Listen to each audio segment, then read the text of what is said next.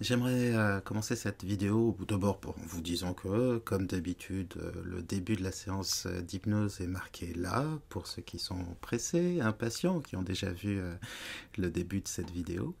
Et puis, voilà, on est en début d'année 2022 et je me suis dit que c'était le bon moment pour remercier, parce que l'année dernière, je me suis donné une sorte de bonne résolution et de défi qui était de faire plus de séances d'hypnose, de les rendre plus créatives et pour pouvoir m'y consacrer, en fait, j'ai demandé de l'aide et j'ai ouvert une sorte de souscription que permet YouTube. Donc on peut s'abonner à la chaîne et devenir mini-zen, maxi-zen ou méga-zen.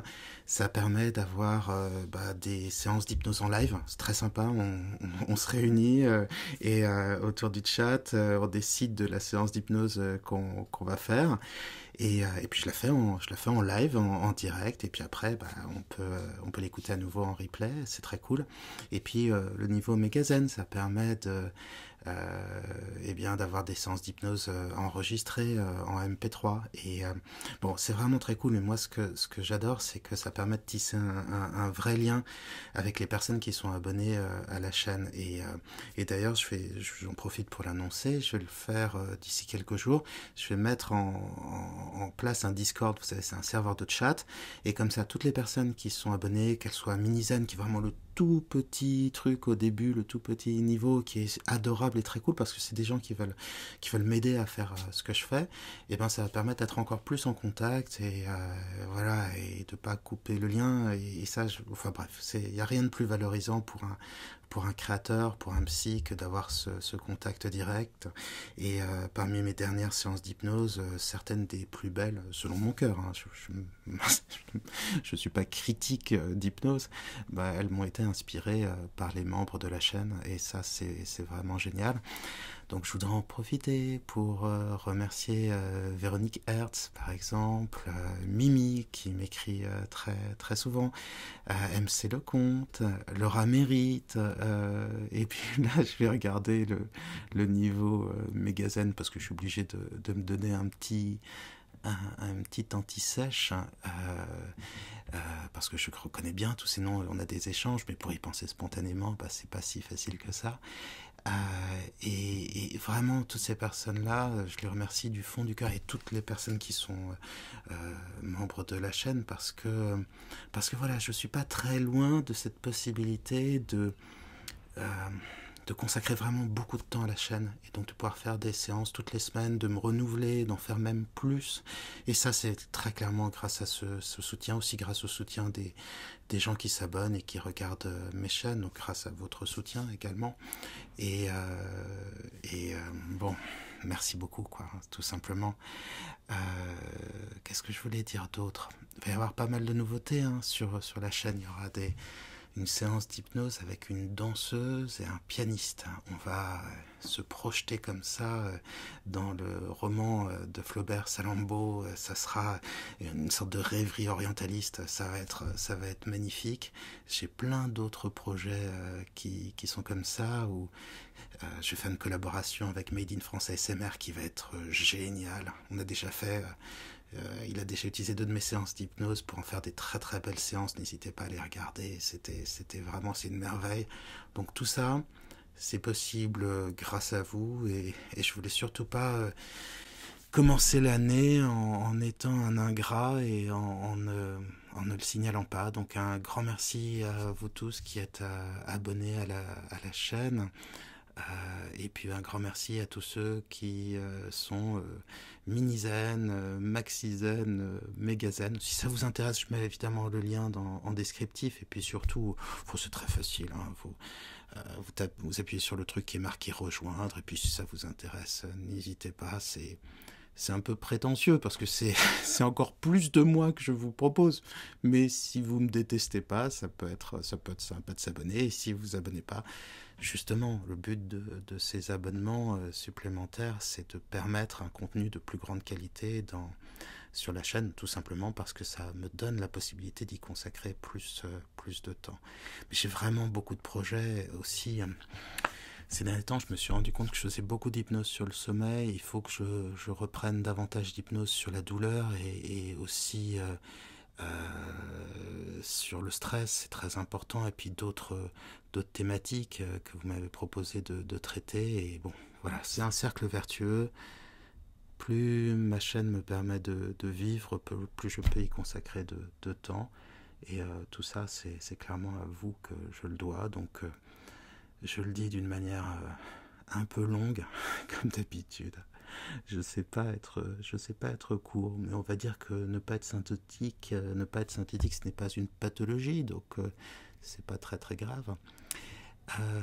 Bon, merci, merci, merci, merci beaucoup, et merci pour le passé, merci pour le présent, et merci pour le futur.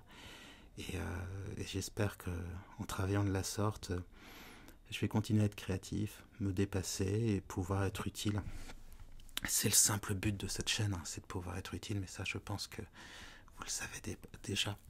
Alors, cette séance d'hypnose, elle va être autour d'une balade la nuit, dans une ville extrêmement apaisante, avec la belle couleur de la lumière des lampadaires, et puis une sorte de balade dans la forêt la nuit, un peu mystérieuse, mais très rassurante et très agréable, avec des bruits de la nature. Vous allez rêver, et vous allez dormir, et vous allez vous détendre. Et ma foi, c'est tout ce que je peux vous souhaiter aussi pour 2022. Donc je vous souhaite la plus zen des années 2022 qui soit. Parce que ça risque d'être un peu pourri comme 2021 et 2020. Alors, ma foi, que nous reste-t-il à part d'être bien à l'intérieur? Et ça, c'est tout à fait possible. C'est qu'une question de travail. Fixer un point, peu importe lequel. Prendre vraiment le temps de vous installer confortablement. Puisque cette hypnose va vous aider à dormir, il est important que vous preniez déjà cette position dans laquelle vous vous endormez chaque soir et qui va être de plus en plus pour vous, à mesure que vous réécouterez cette séance, une position attachée à la sensation de confort, de sécurité et bientôt même de somnolence, car l'hypnose a cette qualité particulière, précieuse, de pouvoir attacher à des postures, à des mots, à des images, des sortes d'encre, des émotions, des ressentis, que l'on peut comme cela à l'envi retrouver de fois en fois. Et quoi de plus précieux que de se sentir bien dans son lit, en sécurité, confortable. Et fixer ce point, c'est simplement commencer à focaliser son attention sur autre chose que les pensées habituelles à cette heure de la journée. C'est finalement commencer aussi d'une certaine manière à se recueillir, à rêver. Et il n'y a pas d'effort à faire, jamais avec l'hypnose. Il suffit de se laisser porter, de laisser la voix calme, régulière, douce, vous accompagner au fur et à mesure vers l'état hypnotique, et le moment où les yeux se fermeront n'a aucune espèce d'importance. Le temps ne compte plus parce que vous allez dormir et parce qu'avant vous allez pouvoir vous relaxer, vous détendre, être bien et voyager en pensée dans cette merveilleuse chasse aux papillons. Une chasse tranquille, respectueuse de la nature. Parce que, comme vous le verrez, le seul but sera d'observer les papillons, de les photographier, d'en apprécier la beauté, et à aucun moment de les collectionner. 5. Vous entendez les bruits autour de vous. Ces bruits qui bientôt vont pouvoir diminuer en intensité, être remplacés par ma voix qui, elle, va se préciser de plus en plus pour vous guider. Et il n'y a aucun effort à faire. Juste se laisser porter et accompagner tranquillement dans le lâcher-prise. Cette sensation d'intériorisation, ce processus, qui se traduit donc par ces choses simples, ce que vous commencez à ressentir maintenant, cette respiration déjà un cran plus lente, un cran plus régulière. Aussi cet état intérieur, cette émotion dans laquelle vous allez être de plus en plus, un sentiment d'intériorisation, de recueillement, oui peut-être. Et les sensations aussi du corps vont devenir plus précises, comme le contact de l'air contre le visage, si facile à comparer avec la chaleur qui progressivement va se répandre, se diffuser dans votre corps, comme une sorte de cocon de chaleur, doux, agréable et confortable que la couette ou les draps apportent au corps qui bientôt va pouvoir se reposer et bien avant commencer à rêver. Et parce que nos états émotionnels sont très liés à la respiration, prenez ces 2 inspirations profondes presque rituelles, puisque chaque nuit je vous inviterai à les faire, et parce que chaque nuit elles vous permettront de vous rapprocher de ce noyau essentiel de calme que nous avons tous en nous et que vous allez développer.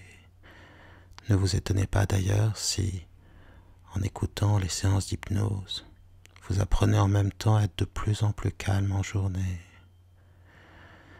L'hypnose est une merveilleuse relaxation, elle bâtit le calme, la sécurité, le bien-être. Et pendant que les pensées s'accrochent et se décrochent, que les pensées se forment, se déforment, forment d'autres formes, votre respiration, elle, devient plus profonde, plus calme. Et vous pouvez sentir cet air calme, frais que vous inspirez. Sentir de quelle manière il se diffuse dans les poumons comme des racines de calme. Et progressivement, tout le corps qui se détend toujours davantage pour tranquillement, progressivement dériver vers un bien-être intérieur. 4. Et à mesure que le sommeil de l'hypnose, tout d'abord en douceur, très progressivement, se diffuse en vous, s'installe, eh bien les sensations hypnotiques, les sensations propres à l'hypnose, se développent elles aussi. On le sent au niveau de la respiration. La respiration devient un peu plus lourde, profonde, lente et régulière, mais aussi dans le corps. Le corps, les bras, les jambes un peu plus lourdes. Le visage, peut-être les paupières déjà un peu plus lourdes aussi. C'est comme si l'esprit s'autorisait à partir en voyage, l'esprit conscient, pour laisser le corps là, tranquille, dans ce lit, le corps lourd, lourd de calme, lourd d'une tranquillité de plus en plus grande. Alors il est plaisant d'imaginer ce corps lourd, de le ressentir lourd sur le lit, d'imaginer, et tout cela avec un sentiment de sécurité, le lit solidement ancré sur le sol solidement ancré sur les fondations de cette maison, de cet immeuble, ces fondations ancrées sur la ville ancrée sur la terre ancrée dans le système solaire, et le système solaire solidement ancré dans la galaxie ancrée dans l'univers ancré dans le temps, et le temps solidement ancré en vous, tandis que vous vous ancrez de plus en plus en transe, dans un état hypnotique de plus en plus agréable et doux. 3. Avez-vous déjà eu parfois cette impression, à certains moments, face à certaines personnes ou dans certaines situations ou certains lieux, avez-vous déjà eu cette impression d'être encore un enfant, ou en tout cas de retrouver l'enfant en vous? Une joie, un sentiment, pas forcément une sorte de Madeleine de Proust, non, pas forcément quelque chose qui passerait par les sens et vous rappellerait quelque chose d'ancien, non, à un moment se sentir à nouveau enfant et pouvoir être par exemple surpris de ses comportements d'adulte, surpris d'avoir oublié de jouer, de rire parfois, surpris peut-être même d'avoir vieilli. Et finalement, c'est à ces moments-là qu'on se rend compte que l'enfant en nous n'est pas si loin et qu'il est important de le faire rire, de le faire vivre à nouveau. Et dans ces allers-retours entre l'enfance, l'âge adulte, mais aussi finalement toutes les strates de notre vie, dans cette conjugaison des états du moi, où finalement ce que l'on était est peut-être aussi ce que l'on sera, ce que l'on devine en soi, peut-être finalement une sorte d'éternel retour. Et au-delà des changements que le temps métamorphose parfois, que le temps redessine, contourne ou même contourne parfois, dans cette évolution propre à chacun, selon ce rythme aussi particulier et sensible qu'inconscient, entre le temps d'hier et le temps de demain, entre le temps pour soi et le temps pour les autres, en cela que le temps non seulement nous échappe, mais devient complexe, tant dans sa compréhension, mais aussi sa représentation, alors que le temps en fait se ressent, mais que le souvenir, l'inconscient se jouant des temps, du passé, du présent et du futur, vous créez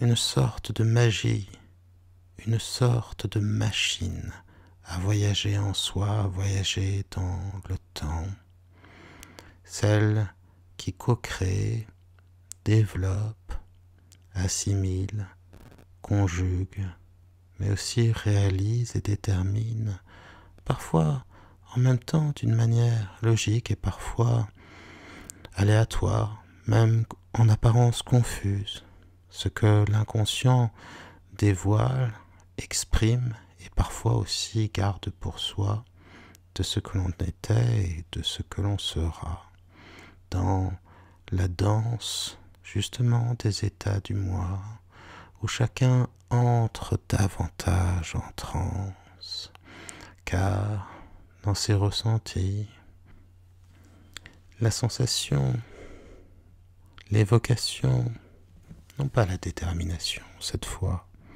peut-être plutôt l'indétermination, ou pourquoi pas la surprise, cette sorte de sérépendité, pour utiliser un terme plus complexe et en même temps assez évident, en cela que le hasard que nous offre la vie et notre mémoire, elle aussi vacillante, fluctuante, qui recrée et co-crée sa propre substance, mais ne détermine pas en elle-même ce que son essence, l'essence même de soi, le côté en cela essentiel, permanent et impermanent aussi, tout aussi atemporel que temporel, sans que les paradoxes ni la confusion ni la sensation du moi n'est à évoluer le moi du monde. Vous entrez encore un peu plus en transe. 2. Alors que vos pensées s'accrochent et se décrochent, s'accrochent, se décrochent, alors que le temps se conjugue, se subjugue, se détermine, alors que vous savez déjà plus que vous ne saviez que vous saviez. 1. Les yeux fermés maintenant et proches de cet état de rêve qu'est le sommeil de l'hypnose, mais déjà dans une hypnose agréablement profonde. Votre respiration et ma voix et le temps, simplement le temps, et l'intelligence inconsciente du corps qui connaît le chemin vers l'hypnose, tout cela va approfondir votre transe. Et non pas comme un labyrinthe, un dédale, mais plutôt comme une sorte d'entrelacs de chemins, de voies, de rivières. Toutes ces manières d'aboutir finalement, souvent, au commencement, à l'évidence, à la reprise de ce que l'on savait, de ce que l'on sait déjà, et de ce que l'on n'a plus à savoir parce que, inconsciemment, la chose est déjà intégrée, sue, retranscrite, perçue, en cela que l'apprentissage fait partie de notre chair même, devient presque réflexe, en cela qu'elle devient totalement intuitive, naturelle, spontanée, évidente aussi, comme une sorte de strate supplémentaire de notre être. Vous entrez encore un peu plus en transe. Et dans ce que l'on appelle les états du moi, c'est-à-dire cette représentation des différentes parties de notre être, les désirs, des peurs parfois, toute cette multiplicité du moi que l'on peut malgré tout tenter de diviser en de grandes régions des tendances, pour les faire discuter entre elles et parvenir à un accord, loin de ce que l'on appelle la névrose, dans une sorte d'harmonie intérieure, qui de toute façon naturellement se fait à mesure que vous entrez en transe. C'est très bien comme cela. Et maintenant, j'aimerais que votre esprit inconscient m'accompagne et vous fasse vivre une belle soirée d'été en Gironde. Une soirée encore chaude, avec peut-être ces odeurs propres à la Gironde. L'odeur des résineux, l'odeur de la terre chaude, chauffée par le soleil de la journée. Mais une vraie sensation de douceur qui s'exprime dans la Gironde. Un pays de calme et de bien-être. Ce soir, je vous invite dans mon passé.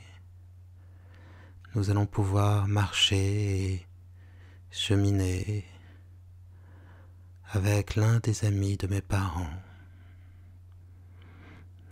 Un drôle d'homme, inventeur, un scientifique, passionné de musique classique, de jazz, passionné aussi de toutes les sciences et amoureux de la nature. Cet homme qui, par passion, avait su développer de vraies qualités d'entomologiste, mais aussi un ressenti, une perception aiguë de la nature, mais aussi une connaissance scientifique de la nature, des plantes et des animaux. On aurait pu croire un esprit encyclopédique, tant il savait de choses. Alors, après le repas, mes parents exceptionnellement m'autorisaient à non seulement quitter la table, mais aussi quitter cette maison pour aller, accompagné de cet ami, faire une balade dans la forêt non loin, une chasse aux papillons. Alors bien sûr, quand il y allait seul, il pouvait rester toute la nuit à crapahuter, mais là, accompagné d'un enfant, il fallait rester raisonnable. Et l'on revenait souvent vers minuit, 1h du matin. Mais pour moi, c'était quelque chose d'extraordinaire. Parce que quand on y pense, quand on est un petit citadin, la nature est déjà un monde totalement différent. Et quand on y pense également, on connaît rarement les animaux nocturnes. On entend parfois leurs cris, on les devine parfois, mais on ne les voit jamais. On ne connaît pas tout leur bruit. Et c'est finalement un pan entier de la nature qui nous échappe, alors que nous vivons à côté d'elle. Simplement, c'est le temps de la nuit et nous dormons, comme vous allez dormir bientôt. Alors, c'est un monde inconnu, comme le monde du silence de Cousteau, le monde sous-marin a pu l'être pendant des siècles. Alors, tard le soir déjà pour un enfant, nous partions.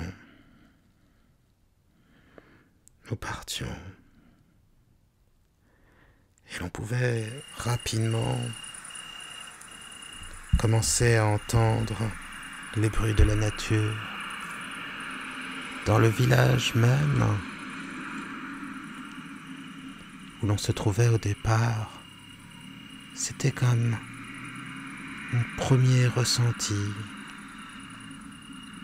une première bouffée de nature. Alors les voitures pouvaient bien passer à côté de nous, marcher avec nous, sentez la douceur de la nuit, sentez comme on peut voyager simplement en entendant le bruit des insectes, des grillons, des cigales, peut-être d'un autre insecte. Et bientôt, les bruits des voitures disparaîtront et l'on entrera dans la forêt où seule la nature nous accompagnera. Mais il y a déjà quelque chose de doux à se promener ainsi en ville la nuit. Oh, je dis en ville, ce n'est qu'un petit village. Les lampadaires diffusent une lumière jaune extrêmement douce. Et dans ce petit village, si peu éclairé, on peut déjà voir les étoiles, la Voie lactée même. Alors on avance, on se dirige vers ce chemin que l'on connaît bien, on se dirige vers la forêt, et l'on va passer dans un monde tout autre,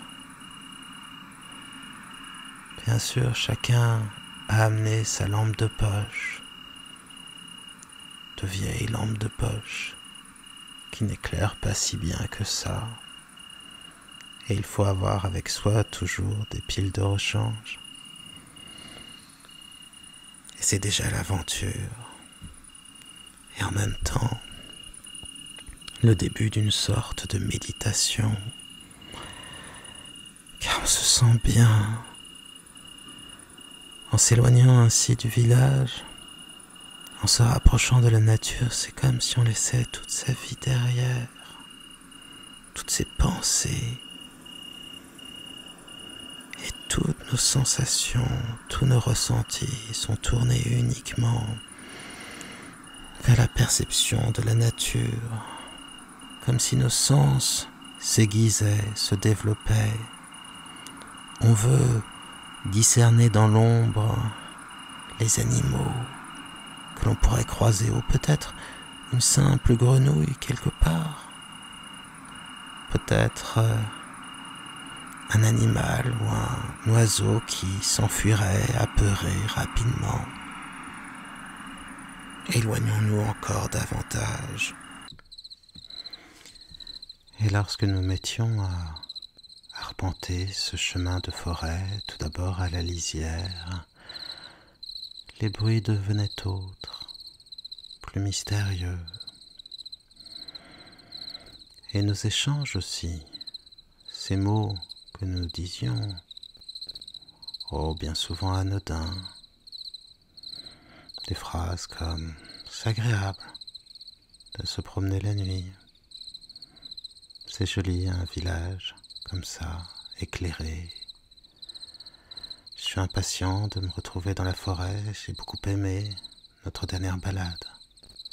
Toutes ces petites choses qu'au départ on osait dire assez fort, au fur et à mesure, on se mettait à les dire avec plus de douceur, presque en chuchotant. Nous sentions que ce n'était plus notre territoire, que ce n'était plus l'espace des hommes, mais bien l'espace de la nature, que nous étions simplement invités et qu'il fallait bien se tenir, parler doucement, ne pas faire trop de bruit, se déplacer presque avec respect, presque comme on peut se comporter dans une église, un lieu de culte. On parle doucement et on observe. On observe la nature cette fois et le village qui s'éloigne toujours davantage. Les arbres qui se rapprochent de plus en plus. Et c'est une sensation de mystère, quelque chose de merveilleux qui s'empare de nous. On a l'impression de se connecter à un monde secret. Et le bruit des insectes, bien sûr, nous y aide. C'est quelque chose de si doux, tranquille. Le temps s'efface quand on ne voit plus le mouvement des voitures, le mouvement des hommes, l'agitation de la vie moderne. Et au fur et à mesure, nos pupilles se dilatent, et ce que nous ne pouvions percevoir avant, nous commençons à le deviner. Là-bas dans les arbres quelque part, un grillon qui chante, et puis c'est comme une sorte d'aventure qui s'offre à notre regard. Qu'allons-nous découvrir? Avec quels souvenirs allons-nous repartir? Quels seront ces insectes merveilleux, ces papillons que nous allons pouvoir mettre dans des bocaux pour les étudier et les relâcher ensuite. À chaque sortie, c'est découverte. On pense moins, on ressent davantage, et le corps apaisé respire plus lentement. L'esprit se vide donc pour mieux se remplir des sons. Et ce sont tous les sens qui se développent. Car même si nous ne sommes pas aveugles dans cette nuit, même si nos petites lampes torches créent des ronds de lumière sur le sol, sur le tronc des arbres, malgré tout, on voit moins, mais on ressent davantage. L'ouïe devient plus précise, plus curieuse aussi. Et à chaque fois que l'on inspire, ce sont toutes ces merveilleuses odeurs qui se diffusent en nous, un bouquet d'odeurs bien plus fort, bien plus réel que d'habitude. L'odeur des herbes, peut-être la marjolaine comme une odeur d'herbe de Provence. Aussi l'odeur de la terre chaude. Et toutes ces odeurs qu'on ne pourrait décrire, mais qui apportent tant de réalité, tant de force à l'expérience. Alors on marche et l'on est attentif au bruit autour. Et comme cet ami connaissait tous les bruits, il savait les reconnaître à chaque fois. Entendez-vous? C'est le bruit de la chouette Hulotte. On l'appelle Strix aluco ou chat-huant. Et elle va nous accompagner peut-être une partie de la nuit. On en verra d'autres, ou plutôt on les entendra. Ces chouettes, ces hiboux. L'entendez-vous?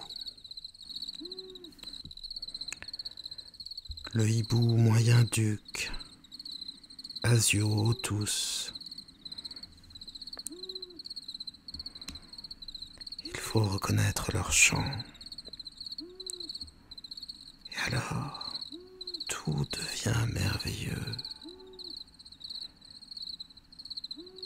Et là, l'entendez-vous? C'est une chouette effraie. Un mâle, un Tito alba.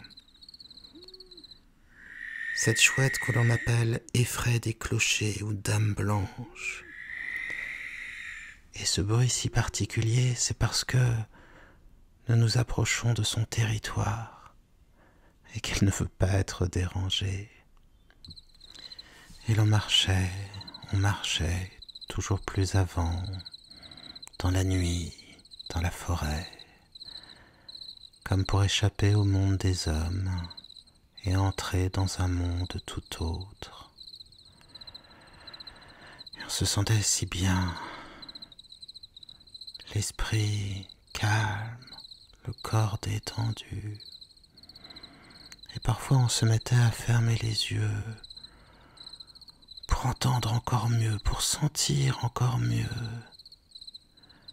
Et puis l'on repartait à la découverte. Et parfois, on avait cette drôle d'impression. On se sentait si bien qu'on avait l'impression de flotter presque, de voler. Le cœur était heureux, l'oreille était en fête. Et tous nos sens ne faisaient qu'un avec cette nature mystérieuse, si proche. Comme on se sentait bien. Au bout d'un moment, on se mettait à chercher 2 arbres, et 2 arbres très spécifiques. Leur tronc devait être bien droit et ils devaient être espacés de 3 mètres au maximum. Et une fois qu'on les avait trouvés, on tendait un grand drap blanc de l'un vers l'autre et on les accrochait avec des pinces à linge. Et grâce à ça, en se débrouillant comme on pouvait, car ce n'était pas toujours aisé, grâce à cela, nous avions un merveilleux piège à insectes. C'est comme ça que la chasse aux papillons pouvait commencer. Nous éclairions ce grand drap blanc avec la meilleure de nos lampes de poche. Et ce grand drap blanc avait quelque chose de magnifique, non pas fantomatique, non, quelque chose d'autre. Cela ressemblait à une porte, baignée de lumière, donnant encore une fois sur un autre monde. On s'asseyait confortablement et cet ami avait toujours avec lui une grande thermos de chocolat chaud. Ce réconfort que l'on sentait alors, cet apaisement. Et toute notre attention se concentrait désormais sur ce grand drap blanc, car telle une merveilleuse œuvre d'art, offerte, créée par la nature elle-même, les papillons, les insectes se posaient au fur et à mesure, fascinés par cette lumière, comme les phalènes qui parfois se brûlent à la lumière des bougies ou à la lumière des ampoules. Mais là, il n'y avait pas de danger pour eux, pour tous ces insectes. Et toute notre attention était focalisée dessus. Quelle surprise allait nous réserver la nuit? Allait-on voir un grand sphinx, l'un des plus grands papillons de nuit, ou d'autres plus courants, plus communs, mais qui pour des yeux connaisseurs révèlent bien des attraits? C'était une sorte de fascination, de méditation, dans un état si proche de ce que vous ressentez actuellement. De longues minutes, peut-être même des heures. Le temps n'avait plus aucune importance. Mais à un moment, cet ami ouvrait une sorte de boîte, ou plutôt un bocal transparent, dans lequel se trouvaient ces captures de la veille, ces insectes qu'il avait attrapés et étudiés, armé de sa loupe, de ses connaissances. Et on laissait tous ces insectes s'échapper, et on ressentait une sorte de fierté, cette fierté que l'on a à respecter la nature, à l'aimer, à aimer la découvrir et la connaître, à se sentir humble aussi face à elle. Et lorsqu'il y avait suffisamment d'insectes sur cette toile, on s'approchait, lui avec sa grande loupe et moi avec cette petite loupe qu'il m'avait prêtée, une loupe pour enfants, pas très sérieuse, mais je regardais avec le plus grand des sérieux ces insectes. Et ils me donnaient leurs noms, que j'oubliais aussitôt. Ils me parlaient de leur vie, de leur habitat, me donnaient 100 000 détails sur ces petites choses incroyables. Tu vois, celui-là, il dégage des phéromones. Il peut attirer une femelle à plus de 4 kilomètres. Et celui-là, il est capable de se déplacer en observant la lune. Et celui-là migre, il se déplace. Ah, et celui-là, tu vas pas croire, il fait ceci ou cela. J'écoutais. Et peut-être que certaines informations sont passées dans mon esprit inconscient. En tout cas, ce que j'aimais, c'était cette ambiance. La nuit, les insectes, la lumière, sur le drap blanc, les odeurs de la nature. Au fur et à mesure, mon esprit commençait à s'embrumer et, comme vous, de plus en plus, je me surprenais à rêvasser d'abord, ce que les Anglais appellent daydream, un rêve de journée, mais ça devenait de plus en plus des rêves de la nuit, car je commençais à m'endormir, à sentir le poids de ma tête, le poids de mes paupières devenues dangereusement lourdes, le poids des bras, le poids de la respiration. Je m'asseyais et je me jurais de ne pas m'endormir, mais je savais très bien que mes paupières allaient se clore, que je m'endormirais tout à fait et que plus tard, bien plus tard, il me réveillerait tranquillement pour retourner à la maison et que le retour se passerait les yeux à moitié fermés, ne rêvant que d'une seule chose, rejoindre mon lit et dormir tout à fait.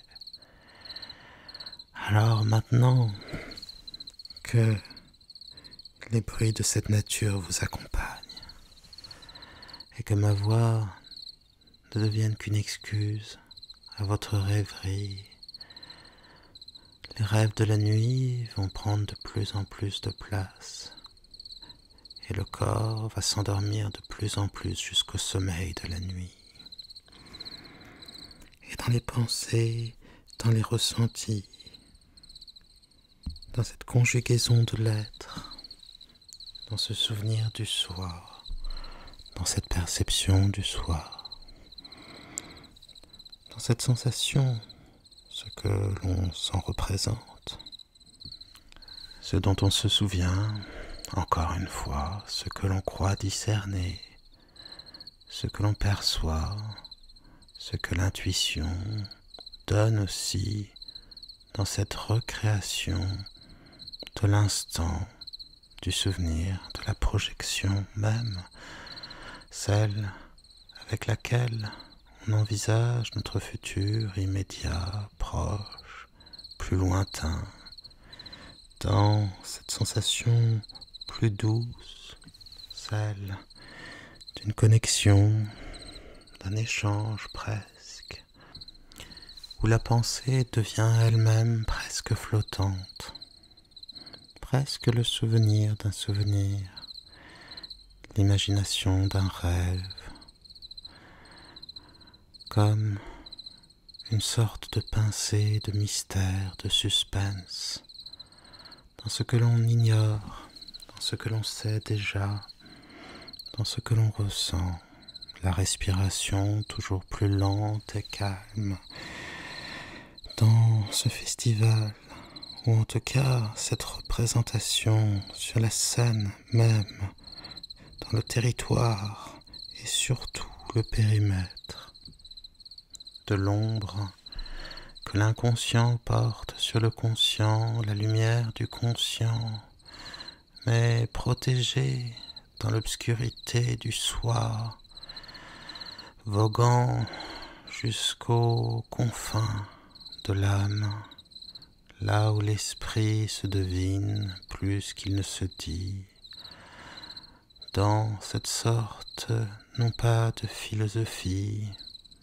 même pas de pensée, plutôt une sorte de sagesse immédiate, de temps magique, d'oubli, le corps alourdi toujours la respiration de plus en plus régulière et en transe, tout le corps en transe du sommeil qui s'empare progressivement et de plus en plus loin en soi, la transe, conjuguée aux sensations de la nuit, épousée même par ce mouvement de détente, cette sérénité qui s'embrase, ou plutôt qui embrasse en elle-même sa propre nature, cette évolution, cette constante inconstance de l'être, du soi,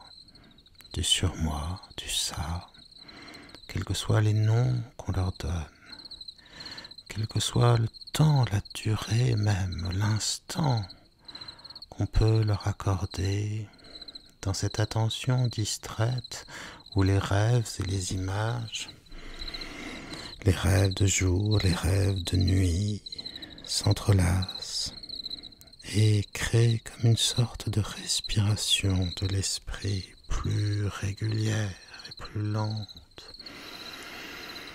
On se détend toujours davantage